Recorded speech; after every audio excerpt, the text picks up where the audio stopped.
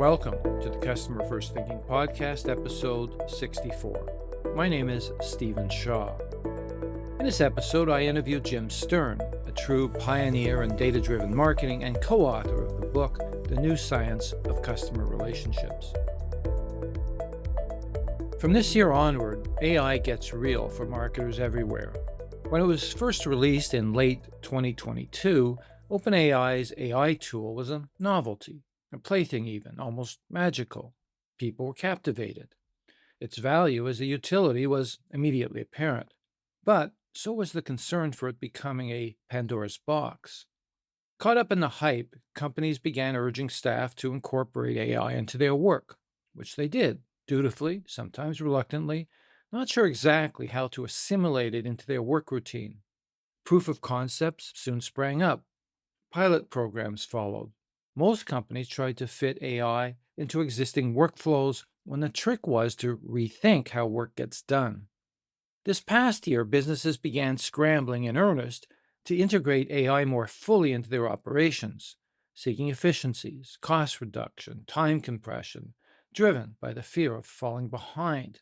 Today, the boldest enterprises are charging full speed ahead, embedding AI into revamped workflows and processes while upgrading their technology infrastructure.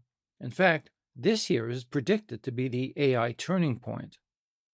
Marketers have been swept along in this rush to implement AI.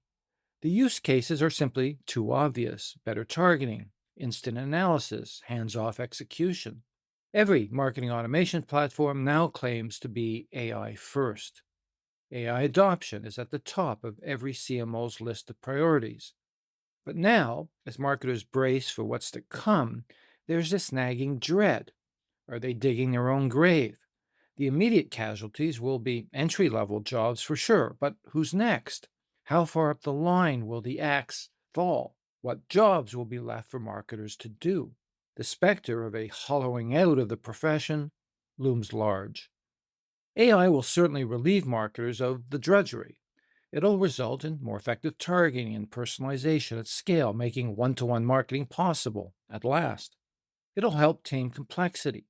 It'll speed up content creation and testing. It'll allow marketers to easily spot emerging trends that might otherwise go unnoticed. It'll compress and accelerate campaign workflows. It'll generate forecasts based on an infinite set of market scenarios. It will simulate the voice of the customer. Theoretically, it should improve decision-making, reduce latency, serve as a sounding board, even spark innovative ideas. In short, it'll allow marketers to move at machine speed. Harder to predict, however, is the impact all of these efficiency gains will have on managing customer relationships. Everyone acknowledges the market will be upended, especially as personal shopping assistants become an integral part of everyday life. Customers will be more empowered, harder to reach, tougher to convert. AI agents will be ubiquitous, plugged into every consumer device, every tool, every app. But in a world where brand choice is mediated by agents sniffing out the best deal, trained to ignore brand braggadocio, how will marketing drive demand, build brands, win greater loyalty? How should marketing adapt to this new age of autonomous agents? The obvious answer is for marketing to reinvent itself, to reimagine its corporate role and purpose, to stop functioning as a conveyor belt for brand messaging and take full ownership of the customer relationship.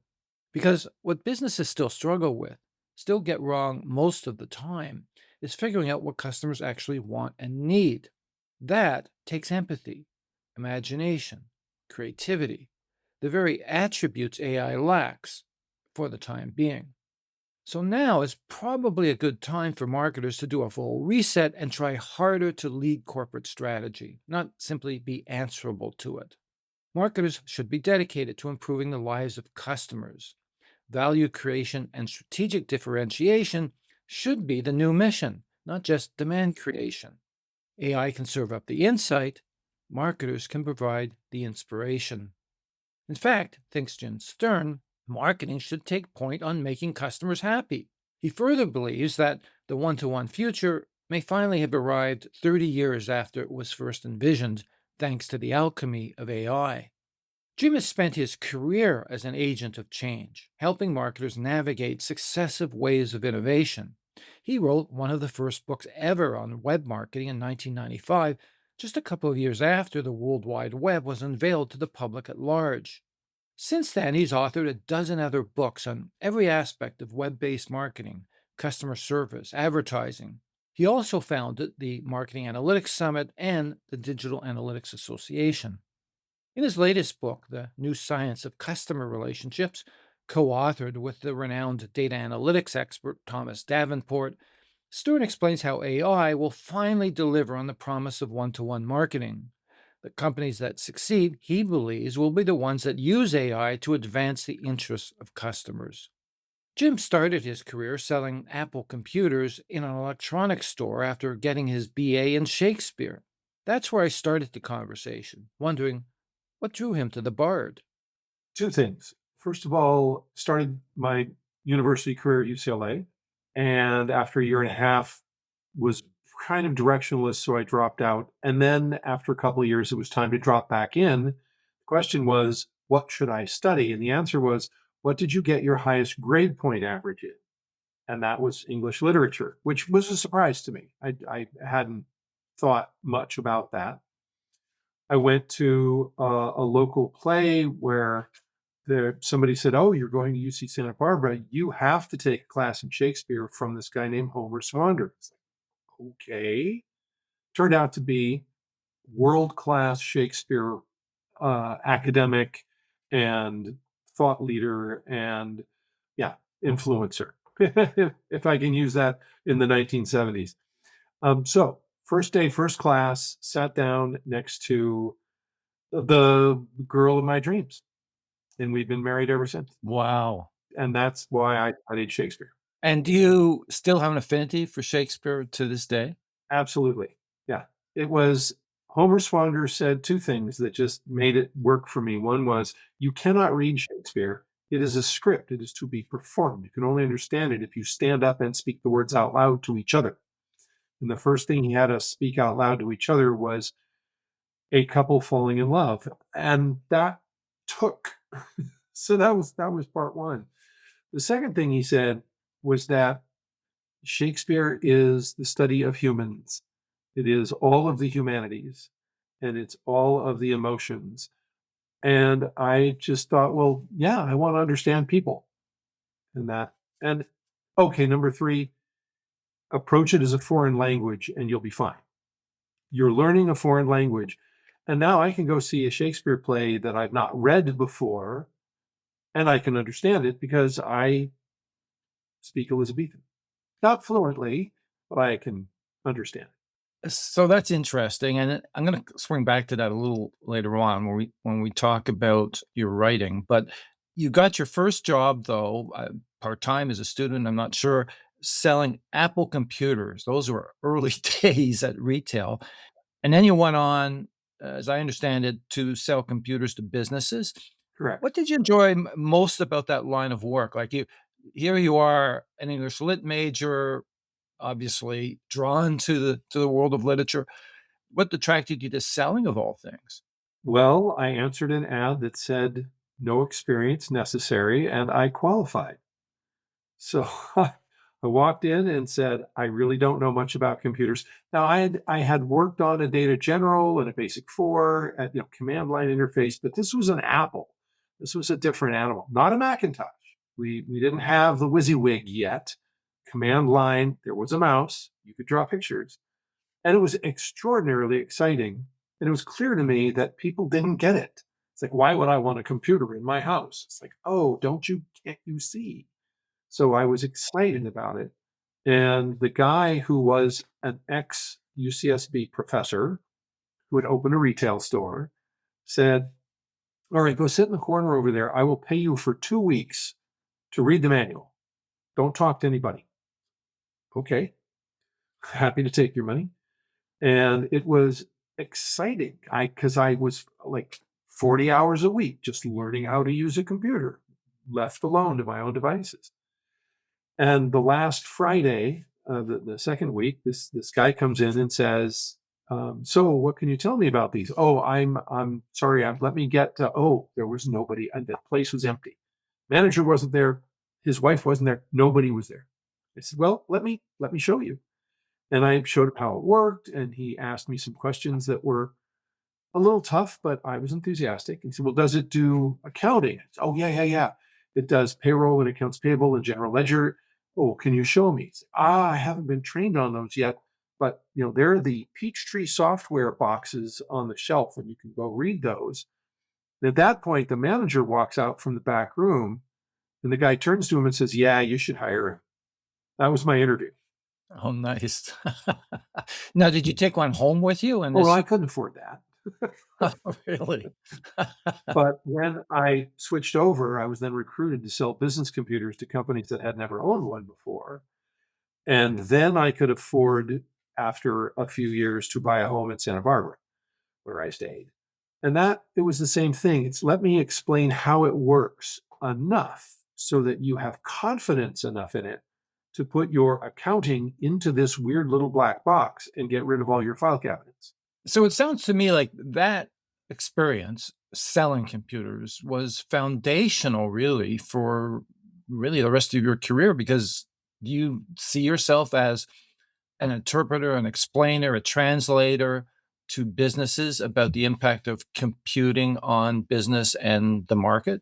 100%. And then I spent about 7 years selling software development tools to enterprise and government. And that was okay. I understood the hardware and I understood the practical application to business. Now it was, oh, programming. Okay. So, you know, dove headfirst into understand, not doing it myself. Two things in life that have always frightened me are heroin and programming. Because I know I would never come back. I mean, talk about building castles in the air and then living in them. The people that I talked to who could understand systems design had so much going on between their ears. It's so complicated, and you have to remember all of it in order to do any of it. Wildly impressive. But we made tools that help programmers write programs. And I could explain that to software developers. And then the last company I actually worked for in 1992 was a company that sold object oriented distributed programming tools. So day one, they said, well, you know what object oriented is? Yes, yes, I know all about that. Okay, do you understand distributed? I said, well, it's this internet thing. It's like, not good enough. You're going to class to learn the 7 layers of internet protocol and what Vint Cerf came up with when he invented HTTP and rock and roll. It's like, whoa, okay, fine. Not if I only needed to understand it but didn't need to build it, happy camper. That's great. If I only need to perform the play and not write the plays, hey, I'm your man. Shine a light on me, open the curtain. And then came 1993 in April, the World Wide Web. And Tim Berners-Lee unleashed HTML upon the world. And I went, oh man, this changes things even more than everything that came before. And that's when I started my career as a public speaker, author, and corporate consultant. I did want to ask you that. So the inflection point was the internet effectively. And then what, a year later, it got commercialized, right? The first commercial browser, Netscape. So off you went. But what inspired you to start the consultancy? Was that just something you said, oh, the world needs this right now because there's no one out there helping companies in this space? What was your thinking? Oh, it's a little more tactical than that. I was out of work and needed a job, and two companies at the same time said, well, we can't afford you, but we need your help. Would you be a consultant? I thought, well, that's interesting. I'll give that a shot. And in consulting to a technology company about how to do marketing, suddenly there was the World Wide Web. And I said, oh, you need to build a website. And what does that mean? It's like, oh, okay, well, I was so enthused and they were so curious about my enthusiasm that the CEO of this small company and I went to the Internet World Conference in 1993 in San Francisco. There were maybe 200 people there and a handful of vendors. And I went to the conference chair and said, "Where are the presentations about doing business online?" She said, "Well, what would that presentation be about?" "Oh, well, you talk about this and this and this and this and this." She said, "Can you give that presentation 3 months from now in Washington, D.C.?" And I thought, yeah, stage, spotlight, curtain going up. I'm your man. Then I went to the exhibit hall, and the first booth was John Wiley and Sons. "Where is the book? Do you think you could write it?" "Well, I was an English literature major. I'll give it." "What would that look like?" "Well, you send us a proposal." "Well, what does that look like?" And he said, "That's okay. I'll fax it to you." And he did. And it was essentially fill in the blank marketing plan. Who's going to buy your book? What is the competition? How many public speaking places can you sell it? Like, he just wanted me to do their job. And I asked him, like, I haven't written anything. I can send you samples of my writing, but surely there are other more famous people who can do this. And he said, "Look, I am an acquisitions editor. My job is to find and publish 24 books a year. I have to find an actual author every 2 weeks. Are you my author?" And that started my book career. Wow, that's a fascinating story. That is absolute. I was because I had this question here, like, how did you first? It was 1995, I think you came out with that book, World Wide Web Marketing, and wow, that's an Yeah. interesting. And yours and Wiley, I think, published your latest book, right? This is Wiley. Almost all of them. There are two books in there. One was a different publisher, and another one I was self-published. Yeah. Well, that is absolutely fascinating. So your latest book, which, as I said, I thoroughly enjoyed. Its theme, revolves around, one-to-one marketing. I just pick up on a point you made earlier. 1993 was an inflection point. At that time, were you aware of Peppers and Rogers' book, The One-to-One Future? Had you read it? Yes. And when I heard about it and went to buy it, I was terrified because that was my vision. But they had already written the book. And like, oh, I'm too late.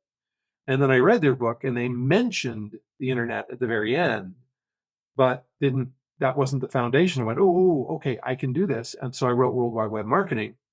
And that then I got excited about doing customer service on the internet. That was book number two. And so I went and asked Don Peppers and Martha Rogers to write the introduction to it, and they said yes. I had the privilege of interviewing Don, one of my early podcasts, actually delightful, delightful, gentlemen. They were so prescient, I have to say, and very Oh yeah. hugely influential. I mean, it was amazing, what they were And able to. let me put a bow on that package. First of all, this last book, Future of Customer Relationships, is co-authored with Tom Davenport, Yes, very well-known analytics expert, professor, etc. competing on analytics, yeah. Yeah. And who said, hey, let's get Don Peppers to write the introduction to this book. And he did. And if you get the Kindle version, it's in there, but John Wiley and Sons failed to print the Don Peppers introduction in the book itself. Oh, Extremely disappointing. yeah, yeah. Well, I mean, again, very prescient, but, so that your book picks up on this theme that the promise or the vision, I should say, of 1993, their book and their subsequent, books never has really come to pass, like, the one-to-one marketing future never arrived. So the subtext of this book is, "Oh, it may finally be here thanks to AI." And I wanna ask you about your association with Tom Davenport, but why the need to write this book at this time? Because the technology has changed.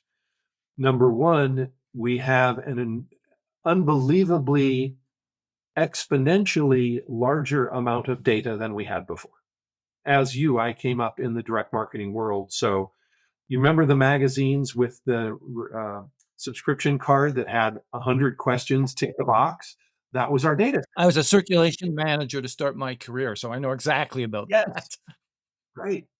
And then we got on the internet and oh boy, all the data we can collect. Well, the data we could collect was nowhere near as good as what we had in those magazine cards, but we could get behavioral data. Ooh. Well, then that grew up into big data because now we had storage in the cloud, and we had all of these analytics tools to slice and dice, and it still was just not quite good enough. And then we got machine learning. Now the computer can decide which attributes are more important. Outstanding. But you needed to be a giant corporation with a huge number of prospects and a large number of attributes, high dimensionality. And then we had all of this unstructured data, all of this verbal, all of the transcripts, all of the social media. Oh, now comes large language model, and we can understand the context of what's being said. That was a huge unlock. Data plays a big role in the book, and because you make the point that yeah, we got lots of data, but what matters is the quality of that data. And it Yeah. seems to me that one of the main messages in the book is we're not quite there yet. We have not got our data house in order. Was that a message that felt needed to be delivered as well? Yes, and the idea that your data house is never going to be in order. If you live alone and you eat out at restaurants, your house will be in order. But if you live with 3 children and you cook every day, then there's dirty clothes all over the place. Oh, and we have 2 dogs and a cat. No, sorry, chaos. If you're a large company, you have legacy systems that are breaking, so you're putting out fires. You have new systems that you're trying to build, new infrastructure you're trying to create, and then there's mergers and acquisitions. Data is never done. Yeah, it's an ongoing job. We'll swing back to this subject because it ties into analytics and data mining, which again was an area that you focused on. Let's step back for a second, though, and look at sort of the bigger picture. You've been through, as I have, many waves of marketing innovation. We've lived through it all. What's different about today versus those prior eras? What is it, the sheer transformative power of it all?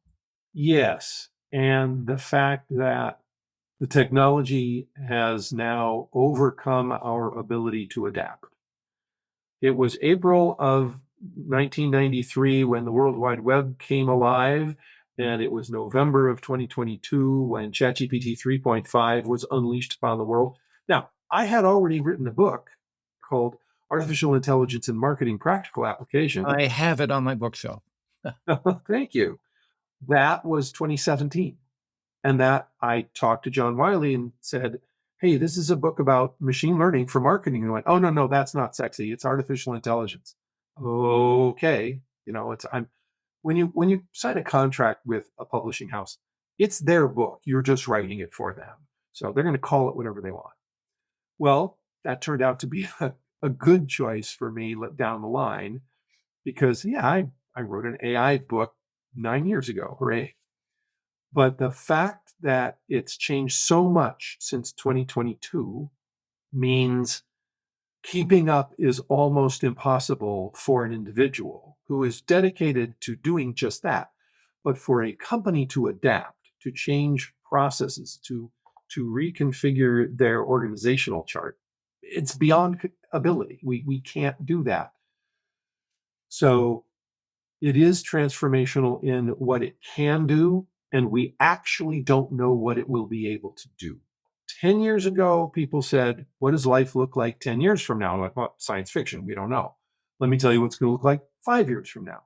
Today, I can't tell you what it's going to look like 5 months from now. Okay, well, I might have to scratch a few questions because I was gonna yeah, well, I still am planning to go there, by the way, because your last chapter in this book, as I said to you, was to me the one part of the book that brings everything to life. You read this and you say, "Oh, we're we're on the cusp of something pretty amazing." But let me just ask you another question just before, we start to delve into this a little bit, which is every new technology has unforeseen consequences. So does second and third order effects. That's in part what you're talking about is we can't imagine sometimes what those might be. For example, social media spawned social dysfunction. Smartphones shrunk attention spans. Who knew? What about AI, though, looking at it today, has you most excited, but also the most concerned? Well, the most excited is Once again, this is a transformative technology. It's going to be fantastic.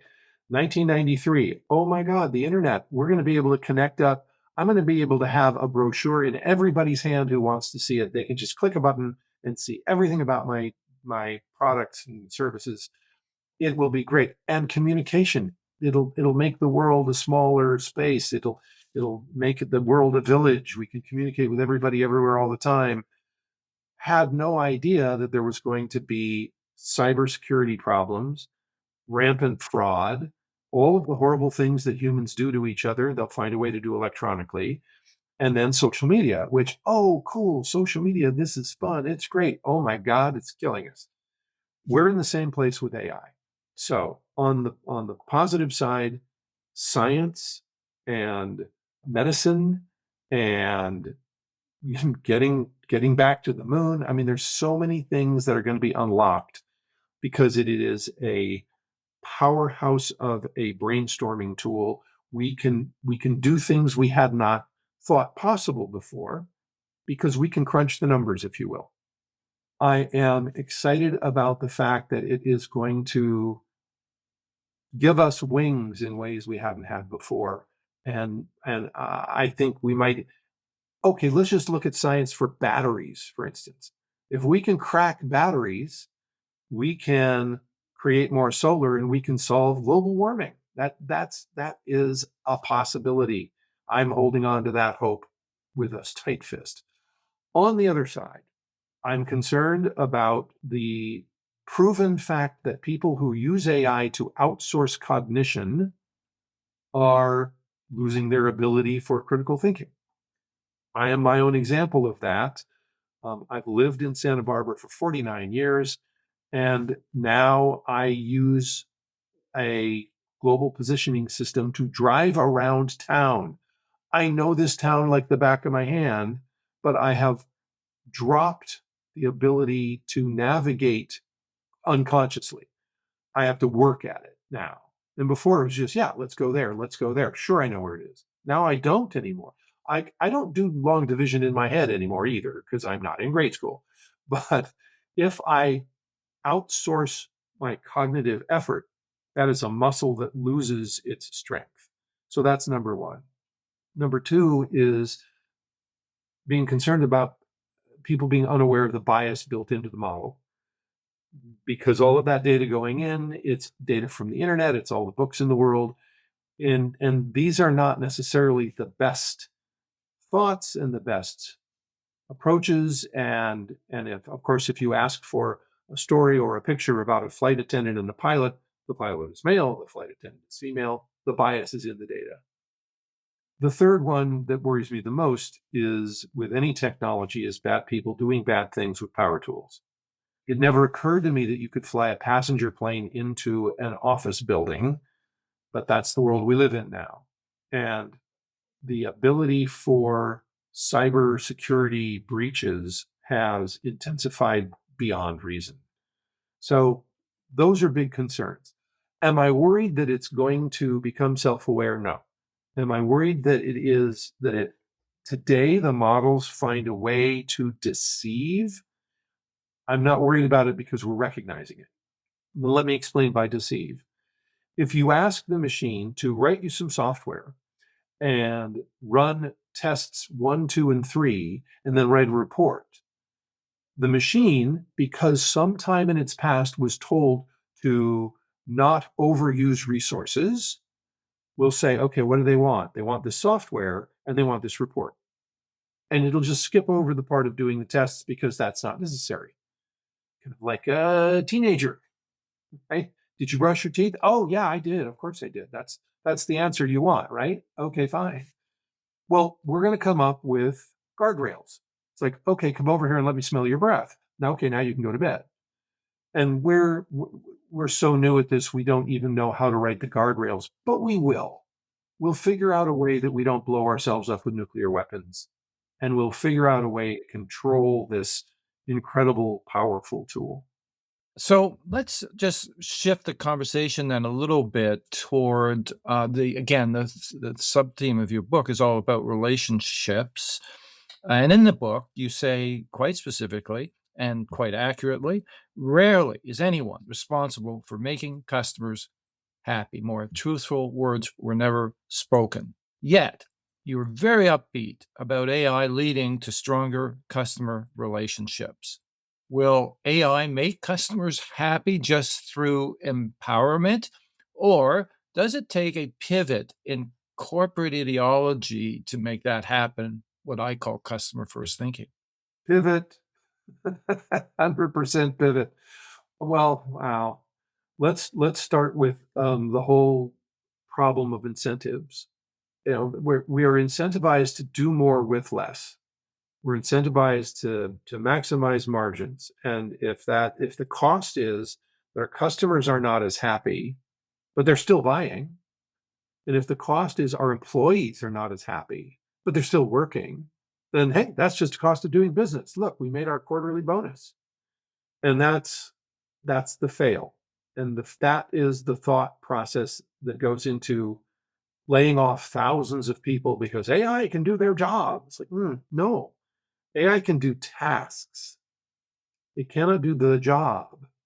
The job is critical thinking. The job is knowing which tasks to do in what order and what priority to give to them, and a million gut checks that are not spoken or written anywhere or in anybody's annual review.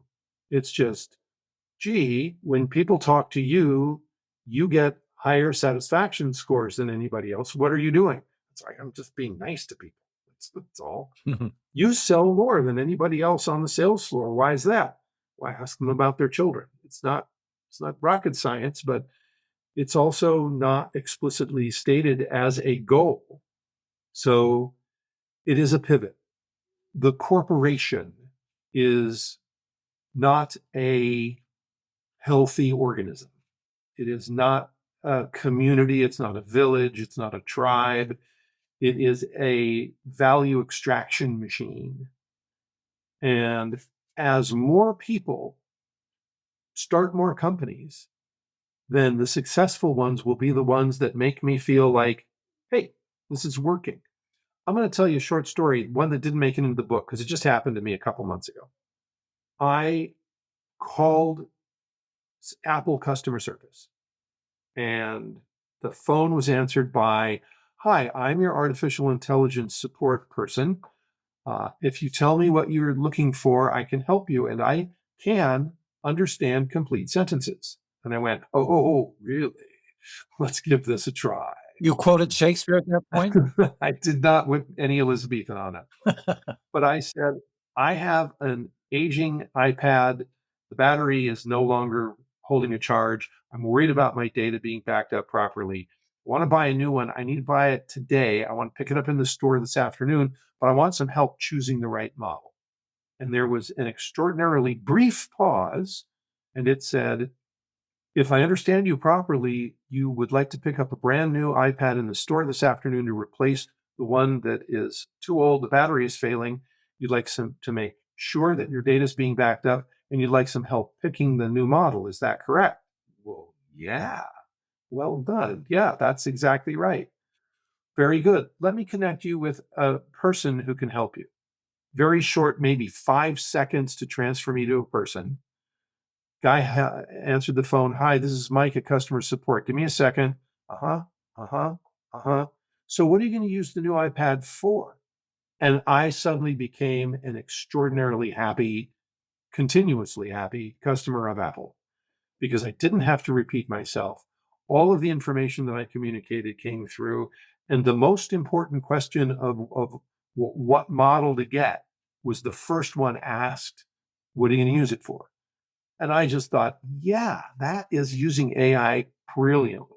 And you bring that out in the book too. I think one of your more compelling chapters deals with the whole area of customer experience and customer service being hugely improved as a result of deploying these tools.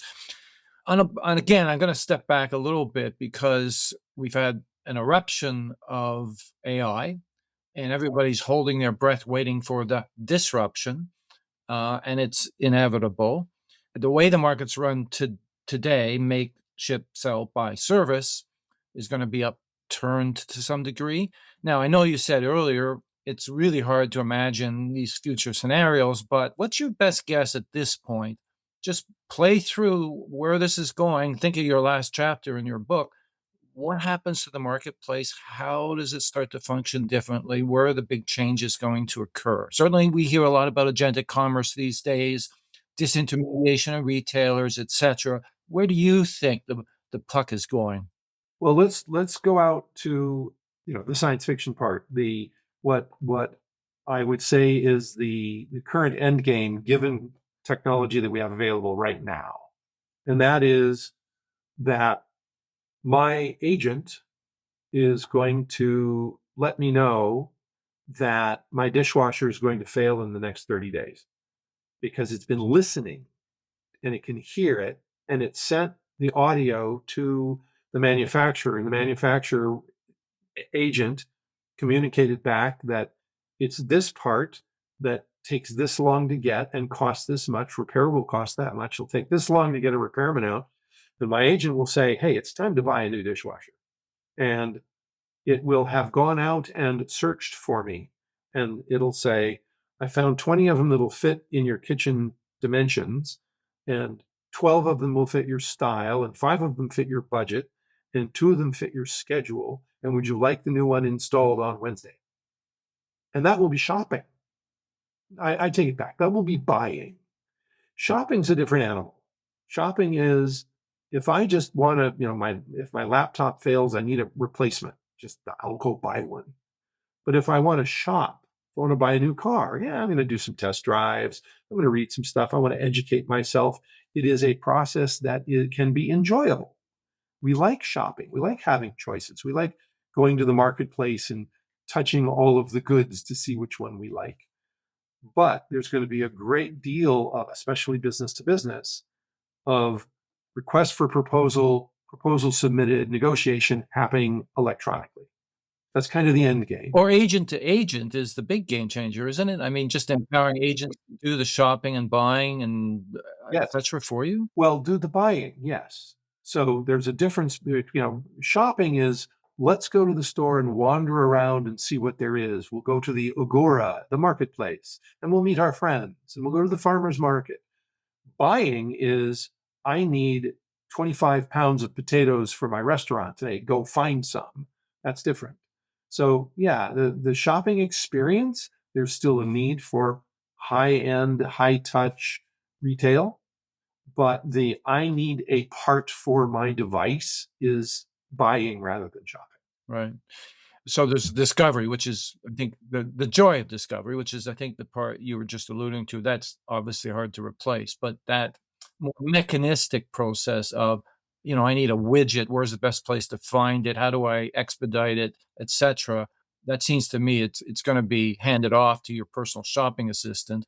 In part, again, go back to the last chapter of your book, Jeeves, Right. performing a lot of that grunt work for you.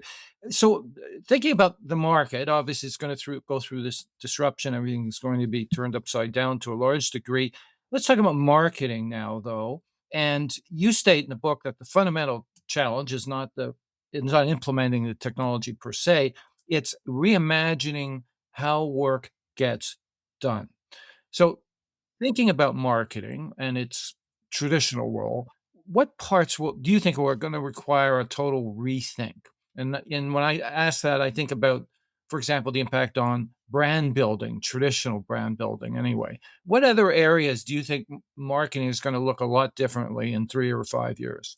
In 3 or 5 years, which is now science fiction, my brand will be represented to you differently than it's represented to your children, your neighbor, your colleagues, because there will be enough information out there about you that my logo will stay the same, my color scheme will stay the same, but the messaging around it will be subtly different. So I will go out and do brand building large scale the way we always have. The television ads, the billboards, the public images will be generic. I mean, think about Apple. It's clean lines and that logo, and that's it. But when it's time for Apple to say, hey, you might want to buy this product, It's going to tailor that message exactly to you, given 5,000 different attributes that have been sucked into the marketing ecosystem and resold and repackaged, so that I can say, here's my target audience. Here are my brand guidelines. Go tell a story to Jim versus Stephen that you can count on them liking the results of the message due to their age, their income, their neurolinguistic programming, the last thing they saw on television, et cetera, et cetera. But I think the worry right now, if I interpret what I'm reading correctly, is that agents don't care about brand slogans, right? They just care about matching the customer need as it's expressed through a prompt to what's available in the marketplace. So it's really comparative shopping, comparative feature shopping, as opposed to, oh, this brand is positioned this way and I relate to it because it's my identity, blah, blah, blah. That disappears really in that scenario that I'm describing. During the interim, it disappears. And then it comes back because my agent, my Jeeves, not only knows that what my budget is for buying a new dishwasher, but also knows that I am going to be happier buying a dishwasher that connects to my identity and my sociology, rather than saying that here's the least expensive model you can possibly buy. That's the only decision I'm making. If the only thing I'm worried about is price, it's just a widget. I don't care. But my agent will have grown up with me and will know that when it made that decision before about the refrigerator, I was unhappy and I blamed my agent. And I had an emotional response to not liking that refrigerator. And so it corrects to go, oh, let's get one that is psychologically appropriate for you. Or I like my cool pants and tops. That's going to be my preference when I'm shopping for pants and or men's apparel. And then it just goes out and finds the best fit for me, I guess. I mean, I can, it's where I'm coming at this is the concept of brand loyalty, right? Where does brand loyalty fit into this equation? If you've got a shopping assistant, you've got to teach it that, oh no, here are the brands that I prefer and like, and here's some secondary and tertiary brands perhaps that I like. That all has to get somehow fed in. But also on the brand side, it strikes me they have a big job ahead of themselves in just rethinking how the content is made visible to these agents. Yes, yes. Although let me push back. What my brand preferences are, I will tell my agent, my butler, my Jeeves. But it's going to learn over time what my secondary and tertiary brand preferences are and why, because it is semantically capable of gathering context. So when a brand new brand comes along that says, hey, we're like this brand, but we're different in this way, my agent is going to say, oh, well, Jim likes that brand, but if it's different in that way, that works along one of those psychological vectors that he's going to be happier with the choice. And I think my personal agent is going to get very sophisticated by watching me, by listening to me, and not necessarily by me specifically telling it. Now, to on the business side, oh my God, the work we're going to have to do to the question came up at a conference last week in London. Will we have websites in 5 years? My answer is yeah, we will. And just like a storefront, people like to browse, they like to go hunt, they like to get a flavor, a feeling.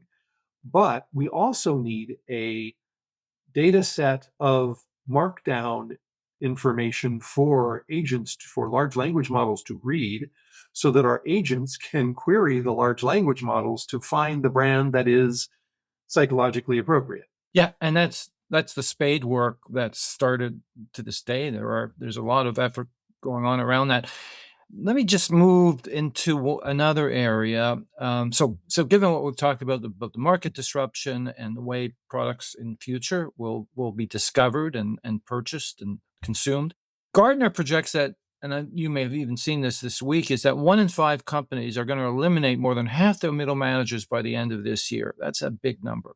Anthropic, you've probably seen this figure, is estimating up to 65% of marketing jobs are going to disappear. So once this initial shock wave is passed, what do you think a typical marketing org is going to look like? Obviously streamlined, obviously downsized, very lean and mean. And then ultimately, as this technology goes more and more powerful, how far up the decision ladder does AI go? What's, who's left at that point? Let's talk about corporate culture. If the only thing I care about is cutting costs, then I can do the same work with half the staff. But what if instead I think, hey, I can do twice the work with the same staff? So my contention is that the white collar worker does not have a finite amount of work. If you are a knowledge worker, you never say, oh, I finished early today. I think I'll go play golf. No, you've got 17 other things on your plate. And if you can get those 17 done, then there's 27 new things you could do if you only had time. Like my day only comes to an end when my wife comes in and says, hey, it's time to help make dinner. It's not like, oh, my work here is done. No, that's not ever. So the company that says we can do the same amount of work with less people is a complete lack of imagination. Part one. Part two is that Wall Street loves it when companies say, hey, we're letting go 10,000 people, which will save us a huge amount of payroll because we're leaning into AI. So we're technology forward. Wall Street goes, yay, stock market price goes up. Yay. It's like, bad choice because the competition, who was it? Moderna said, yeah, we have 10,000 people, but we're not going to fire anybody. We're just going to start doing the work of 100,000 people. Well, and that brings to mind the stories you're hearing now, the 10-person operation becoming $1 billion company, at that point becoming competitive to large corporate enterprises. That's Yeah. that's the game changer, the democratization of business. Small businesses being able to do things that big businesses have long been accustomed to, all of that will fundamentally change things and change the way marketing looks like. But just to go back to my question though, yeah, maybe. I doubt it because CFOs usually have a large role to say who stays and who goes, and marketing has long been in the crosshairs of the CFO. I'm so upset at the whole conversation because it's such a lack of imagination. Let me give you two stories, one from the way back when and one from today.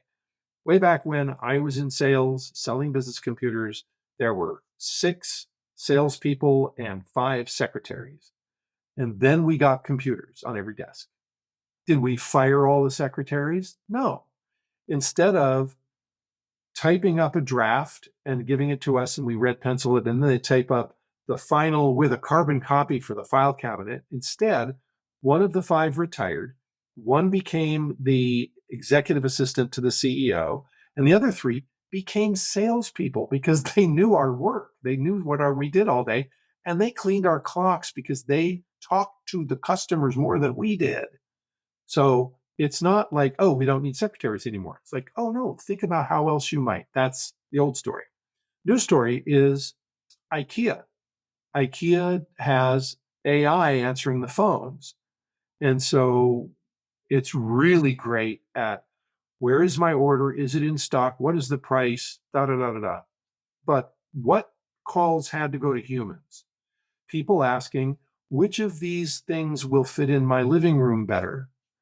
So they took their call center staff and trained them to become designers, and sales have gone way up. It's the things you can do with humans that people are, it's like, oh, they're not widgets, they're not machines, they're creative. I would like to pick up on that because I so agree with you that marketing's problem right now is its remit as a demand generator, generating sales and engagement being a metric, when I've always thought the remit should be value creation. And that value creation role shifted from marketing into product management, right? Over the last 30, 40 years. Marketing's job now is the pretty picture department, I call it, the ad department. Is this the opportunity for AI to say, okay, all of this lower level grunt work that we've been doing, busy work, is going to be shifted to AI. And what we're going to focus on is listening to the customer, understanding their needs, and looking forward in terms of how we can meet those needs going forward. Isn't that the opportunity here? Thank you. Yes, exactly.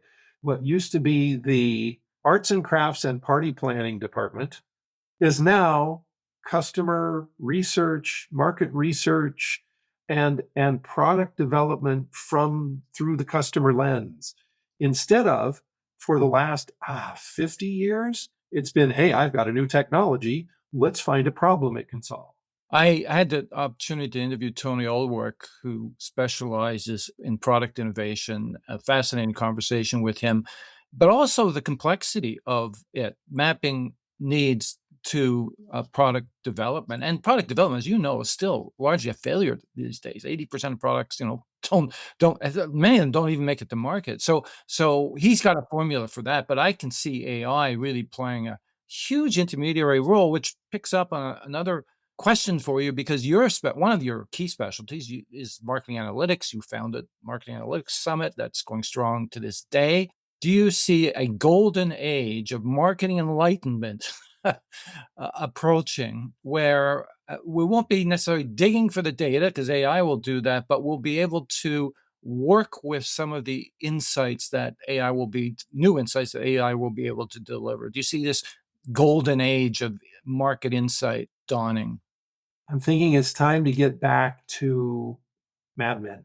It's time for Don Draper to come forward and reimagine to say your cigarettes don't kill people. That's the competition. Your cigarettes are toasted.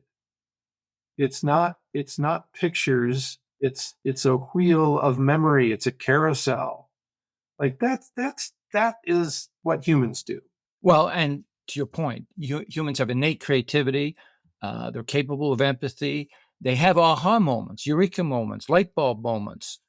It strikes me AI is a derivative tool. Like it excels at complex problem solving, dealing with large volume data sets. But is it ever going to be capable of out of the box thinking where it can actually help with innovation, or does it expedite and accelerate innovation? So that is a definitional question because it is a generative tool. It hallucinates. It makes things up. That's what it was designed to do. And if people try to force it into a box of just producing like deterministic software like we've always had, they're going to miss out on the fact that if you lean into the hallucinations, it becomes a thought partner and it can be creative. But it can also be creative the way humans are, in that if you don't have the guardrails, if you don't have the context, if you don't have the college degree, you don't know all of the guide rails and rules and oh, I've experienced that before and gut feel that it doesn't seem right. And it might invent all kinds of products that people don't care about. A human is necessary for three things. One, what problem do we want to solve? What are we trying to accomplish? What question do we want answered? What are we going to do? Machine is just sitting there waiting. Number two, what's the context? What data should it consider?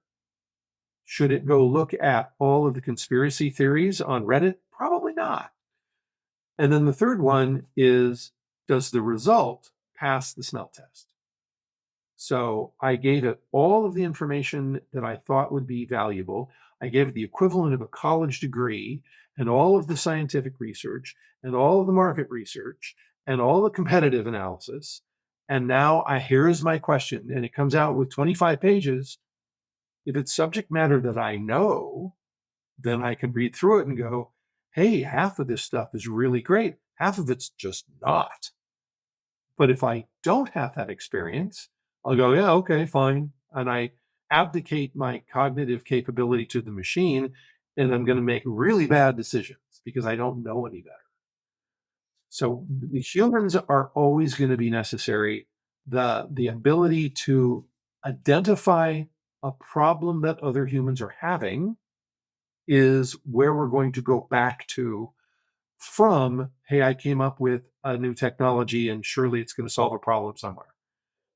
There is a brand new book I just read on the airplane on my way home called Working as Designed: Why Your Organization Delivers Exactly What It Was Built to and How to Redesign It for Growth. So we're doing the processes because that's what we were taught. And we're taught to do processes because at some point, somebody way back when, screwed up. Okay, we need a policy and a process. If you're going to do this thing, always do it this way. Got it. And then somebody else screwed up. Oh, let's add another rule and another and another. This is called bureaucracy. We don't need to do those things that way anymore. The machine can come up with new ways of doing things. Anthropic came out with something they're calling outcomes. Don't tell the machine what to do. Tell it what you want the outcome to be, and it'll figure out how to do it. Your job is to be responsible for the outcome. You have ownership of the decision. That's the computer told me to do it, is I'm only following instructions. Wrong. I ask the machine to help me come up with ideas, and here's the one I think is best.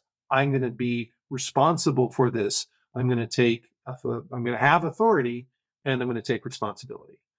And I have enough knowledge that other people around me trust me to make this decision and will invest in it. As you mentioned earlier, it's been 3 years since ChatGPT was first unveiled. Hype cycle is full force. A lot of people trying to figure this out, and a lot of different companies. Most companies have some sort of AI experimentation going on. Is this the tipping point as people are predicting for AI adoption? And where, in your opinion, are most companies today, and where will they be a year from now? A year from now, they're going to be pretty much the same place they are today because the technology is changing so fast that being able to adopt it organizationally is going to be the problem. Yeah. It takes a long time for organizations to catch up to the technology. Yes. We've seen that one innovation after the other. You've seen that. Yeah. Then, final question: you spent your whole career on the front lines of change, as you described earlier, from the web onwards, AI in 27, machine learning in 2017, etc. Shining your headlamps on the road ahead.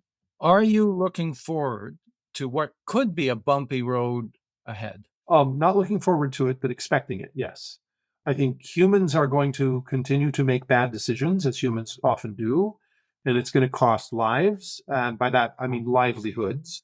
It's going to cost economic upheaval, and then we will come out the other side. But yeah, the presentations I'm giving today are how do we onboard brand new entry-level workers if we don't have any more entry-level work? And that is a mind shift that I believe is solvable, and that is likely to be my next book. Well, it's good because somebody's got to be thinking about that. I'm working on it. No one else seems to be. So this conversation has flown by, as I expected it would. And we're just the tip of the iceberg on a lot of this stuff. So I will be looking forward to your next book. I mean, there's a lot of AI books out there right now, but it's tough from a marketing perspective to digest and process and sort of understand, okay, what's next? And that's what you've been so good at over the years. And so I again, thank you for agreeing to be a guest on my show today. It was an absolute pleasure. Thank you. It's been fun. Great questions. That concludes my interview with Jim Sterne. As we learn, successive waves of technological innovation over the past 30 years has brought us closer and closer to the vision of true one-to-one marketing. But AI will finally take us across the finishing line. Most businesses have been slow out of the starting blocks to implement AI, as they typically are when faced with new technology. Look how long it's taken digital transformation to occur. But many businesses are now making up for lost time, seeing the potential productivity gains. For marketers, there's almost no limit to the possibilities. Almost every aspect of marketing can be optimized. AI also represents an opportunity to elevate the discipline. Grunt work can be automated, freeing up time for the more meaningful job of value creation. But that also means going through a deprogramming phase where the old habits of the past are discarded and new ways of working are agreed upon. Marketing staffs will be smaller. There's almost no disputing that outcome, not when orchestrated AI agents can shoulder so much of the burden. But now, marketers will be able to spend more quality time designing a true one-to-one experience that'll make customers happy. And that will become all the more critical as AI empowers customers to wrest control of power from brands.